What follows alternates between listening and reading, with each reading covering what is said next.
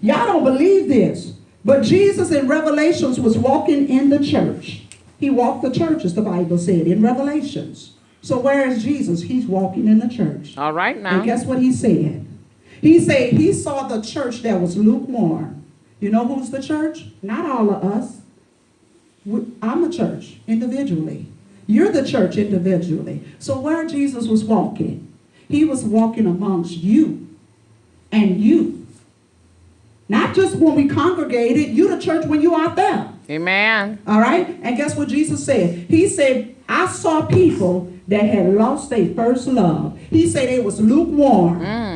And he said, I am going to spew you out of my mouth because you're lukewarm. My God. God is saying you're either going to be all the way in it or you're going to be all the way in the world. Come on now. But he said if you're lukewarm, he's going to spit us out of his mouth.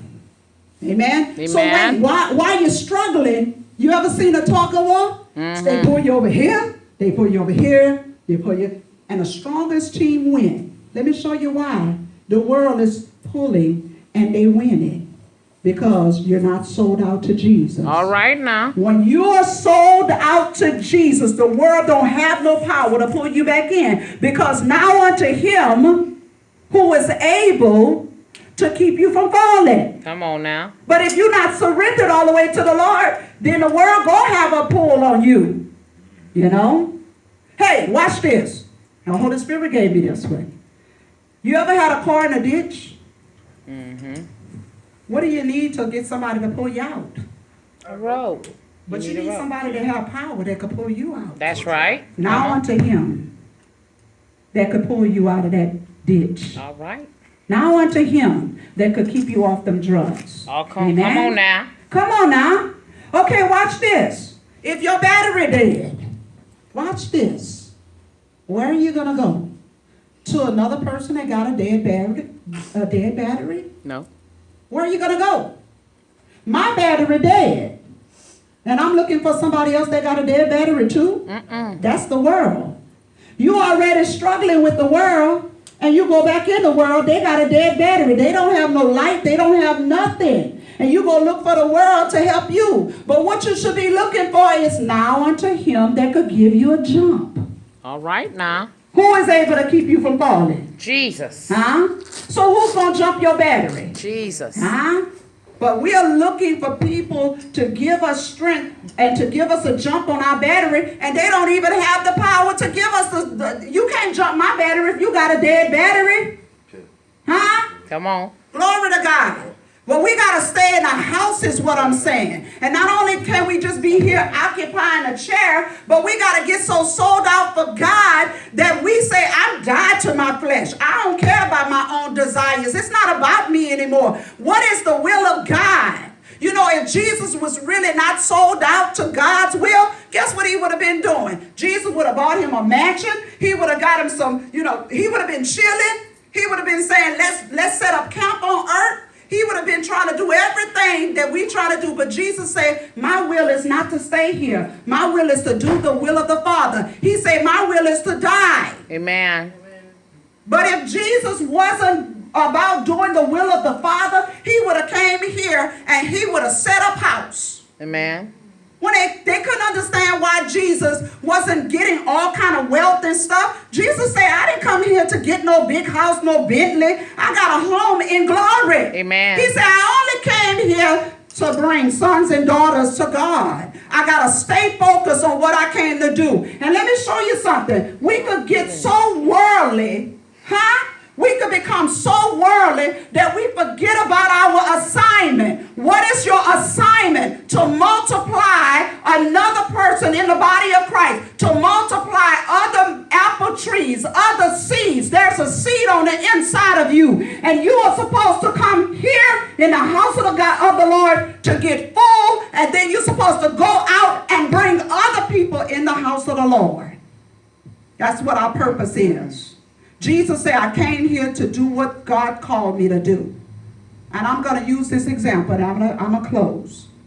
If you go to the store, talking to you, young man, if you go to the store, and your mama give you the keys to the car, And she told you to go do an assignment for her, which is to go pick up some sack of potatoes. Didn't you need some potatoes the other day? Didn't you? Yeah. Okay. You were supposed to go to the store and pick up the potatoes. Watch this. You get in the car. You stay gone. You out of town. Got nothing but the girls in your car. In her car. Mm-mm. And you chilling. You had a party. Man, you had it going on. But mama's still at home. Waiting for the potatoes. Yeah. What happened to that young man? He wasn't on it. He didn't do his assignment. He got distracted. He got, what y'all say, caught up. All right now. Man, you got caught up too, because you was way in Lafayette. And the corner store right there. And it would have took 5 minutes to do what you was assigned to do. Jesus said, I came here to die to bring sons and daughters to the Father. Mm-hmm. But here you is, you way over here. You better go get them potatoes and bring them to the Lord. Amen. You better go get them souls and bring it to the Lord. Come on now. You better get there and do the will of God and die and crucify that flesh. You see, your flesh wanted to go to Lafayette. You should have crucified that flesh. And say, no, let me show you something. If I be faithful over the little things, don't the word say that? Amen. Then God will make me ruler over much. Watch this. If I could just go to the store like mama told me to, she gonna start trusting me with more responsibility, and she gonna start giving me the keys to the car more. If we could start doing what God called us to do, then God will give us responsibility to do more. But because you can't do what God called you to do, you going all the way to Lafayette. Guess what? All right Mama now. ain't gonna never give you the keys to her car again. Huh? Amen. That's a good word. So we got to understand that we have to stay focused and don't go way to Lafayette when we got to go right there to get them potatoes. All right now. We got to stay focused on doing the will of God. Yes, Lord. We got to stay focused. What you supposed to be doing? What are we supposed to be doing? Jesus said, he that is wise wins souls. Our only purpose for giving out those baskets was that those people come to the Lord. Amen. Hey, Amen. what are we trying to do? We're trying to multiply some more souls. Because in that day, all God is going to say is, what did you do with that talent? What did you do for the Lord? You was going to be like, I looked good, man. I had on my nice clothes and I was chilling. And then this other person over here is going to say, look at all of them souls, that thousands and thousands. But y'all don't get it. Let me say this. You don't get it. Do you realize that you have a seed in you, and then when you put your seed in the ground, you bring forth some more seeds, and it multiplies because your seeds that you brought to the Lord brings forth some more seed. It's a pyramid. Come on. We act like we don't like pyramids, but this is a pyramid because guess what? When you come to the Lord, I brought my mother to the Lord. My mama done brought a lot of souls to the Lord. And all of them souls my mama done brought to the Lord, they done brought souls to the Lord. It's a snowball effect. It gets bigger and bigger and bigger. So now, Jesus was responsible for bringing forth the harvest. Now he's saying, you do it. And then guess what? Once you bring somebody to the Lord, they're going to go win somebody else to the Lord. And when you're going to stand before the Lord, you're going to be responsible for bringing a sea of people to him for his glory. Amen. Amen. Let's stand to our feet. Praise the Lord. Everybody, Praise the let's Lord. stand to